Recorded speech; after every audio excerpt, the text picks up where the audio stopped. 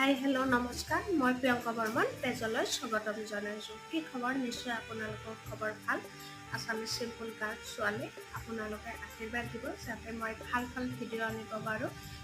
মই বেছিভাগ আমাৰ আগৰ যুগটোৰ মানে কিছুমান কথা বুজোঁ বা এতিয়াও চলি আছে, এইবিলাক কণ্টেইনাৰ কৰোঁ আৰু ভিডিঅ'বিলাক ভাল লাগিলে লাইক কমেণ্ট এটা কৰিব। আছামিজ চিম্পল গাৰ্ল ছোৱালী। ঠিক আছে, খেতি পথাৰৰ কাহিনী ক'ম।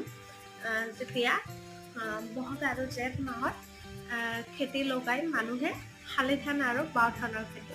যেতিয়া আহাৰ মাহত শাওণৰ হাত লাগে, হাত লগাৰ পিছত মানে কি নলবাৰী অঞ্চলত আমতি চোৱা বুলি 7 দিন পিছত মানুহে ধান ভিজাই আকৌ 7 দিন ৰাখে। সেই যেতিয়া গজালি ওলাব ধানৰ, মানুহে